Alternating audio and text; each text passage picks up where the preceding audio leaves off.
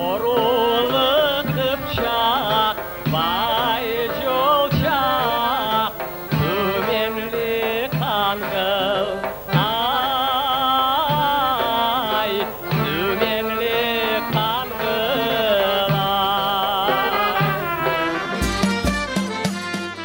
Я известен больше как, ногайский певец, там, Чөл-Бульбулю, там, Земаневи Кидай. Это народ дал лагап, я же сам этого себя не делал таким. И сам стал, как сказать, шутки вот эти народные, пословицы, вот это приколы, как сейчас называют по-современному. Вот это все во мне присутствует, и вот за это меня любят, потому что я открытый, доходчивый, шутка, могу иронизировать, сам над собой смеяться. Вот это во мне есть, честно говоря.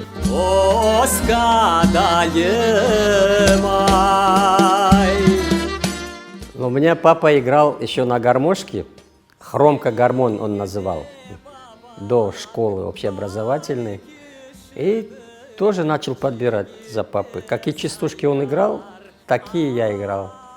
Я понимаю, аккордеон большой. И он таскал аккордеон, а я играл. Когда в музыкальной школе у меня начало получаться, он тоже начал уже думать, смотреть. И в 40 лет решил взять скрипку в руки. Он хороший голос был у него. А играть не играл. А тогда, чтобы играть на свадьбе, нужно что-то в руках иметь. Или аккордеон, или скрипку, или дарей. Мы же свадьбы играли. Я с 15 лет с отцом начал свадьбы играть. В 1973 году я поступил уже в Ферганское музыкальное училище. В 1983 я закончил Ташкентскую консерваторию. И этот Гулистан попал на отработку. В ансамбль Хайтарма я устроился в 1988 году. Ай десеңіз мен айтайым ау, ноғайның бейітін білгенден соң, ақ дегенде ақ жүгерім ау, күйгенден соң, тілім тішім көрінекен, әуегелер күлгенден соң, мен аруман дек мақталма байның қызы сенден арумын, табарман ау қыдырғандан соң, қабырғаңда ет қалдырмамай, сыдырғандан соң, ай. Я уже тогда определился, что я буду чисто национальным музыкантом. Например, к Энверу Шерфеддинову на 5-й этаж приходил я. Он говорил: Балам, ты приходишь, у тебя нету ни фото, ни магнитофона, вот это мне нравится. Ты приходишь, заказываешь, слушаешь. Или в Янгюле я приезжаю к нему, я заказываю, он мне играет. В ресторане он играл с сыном. Вот так мы подружились, потому что мне было интересно, как он играет вещи, которые я не знаю. Табанлары алпақта жалпақ, тыс қапағындан болыр да қалпақ. А я в 90-м для Вербекиров меня пригласил театр крымско-татарский. Он говорит: оставайся. Я остался в 90-м, вот так, спонтанно.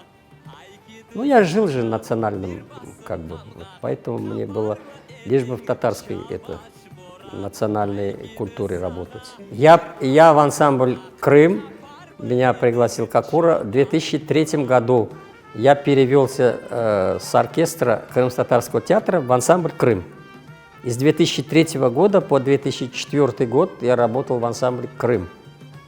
И записал там такое неурочное время, будем говорить, частным образом, свой первый диск «Ногай Битлері». Вот. Я сам его аранжировал, сам репетировал, сам записал. И в 2004 году Демир Кариков, когда сделал ансамбль «Макам», «Инджи Састакам», мне было интересно поработать именно аутентичные инструменты вместе с европейскими, будем говорить. В 2009 году получил заслуженный артист Крыма, а в 2011 году вернулся в ансамбль «Крым». И вот с 2011 года, пока не уехал в Турцию, в 2019, 8 лет я проработал в ансамбле «Крым». Потом уехал в Турцию работать, там организовал Крым-Гелишим ансамбль, крымско-татарский с Крыма. И мы ездили по Дернекам и давали концерты. 2 года. 2 года – это большой срок. И там уже ностальгия по Крыму шла через год. Я не знаю, как 2-й год уже жил. Потому что все связывает же с Крымом, что все нас воспитывали к любви к Крыму, к национальным корням своим. Мы все об этом мечтали с детства. Ну, такое воспитание. И родители мечтали наши, конечно.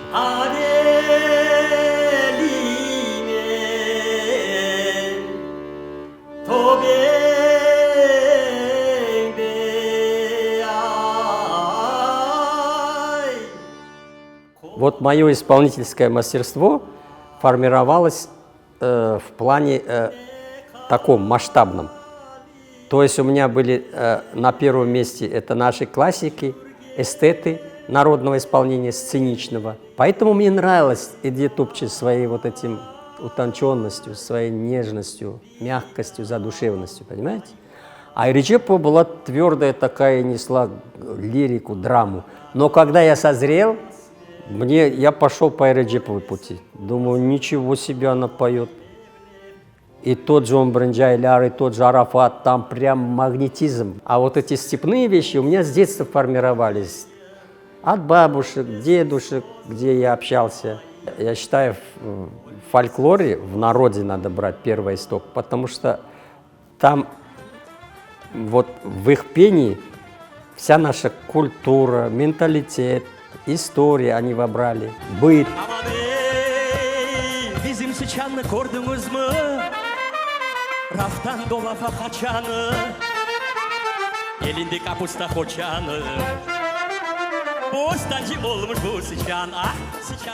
Я стремился всю жизнь к совершенству. Вот мое творчество в чем. То есть вещи, которые все знают, но я стремлюсь еще его утонченнее сделать, еще изощреннее, еще больше вариантности сделать. Поэтому у меня каждая песня имеет 2-3 варианта, понимаете? Помимо различия у них мелодического, музыкального, у меня еще различие идет по диалекту, степной зоны, как играют, бахчисарайской зоны, как играют. То есть я в этом смысле глубоко копал. Последние свои песни, макамы уже, которые я записывал у Беговатского Салачкла Санага, уже это у татар вообще нет этих макамов песен. Я только поделился с Джимми Кариковым этим песням. Это 30 таких узун ава макамов. Я начал сейчас песни еще ногайские писать, несколько песен. Вот, например, «Оны да корген букедай». Это на слова Чобанзаде я написал эту песню.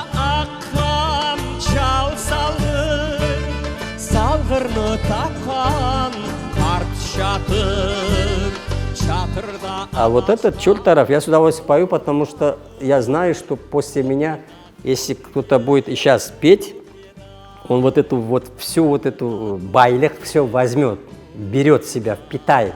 Поэтому я стараюсь все вот это на народном диалекте, все вот этот байлех.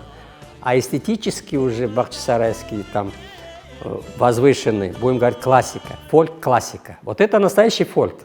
Хочется, чтобы люди это понимали и осознанно пели, именно показывали отдельно это всю манеру. Чем я занимаюсь и чем живу.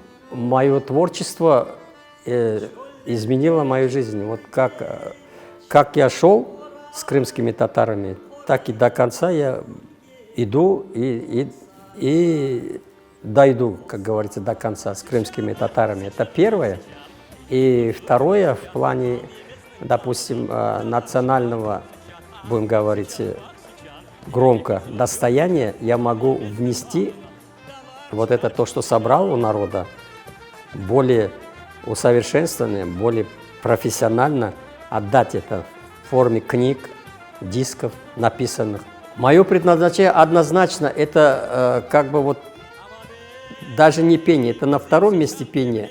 А на первом месте мое призвание – это вот оставить после себя вот этот весь накопленный материал и в таком хорошо разобранном виде, с хорошим вкусом.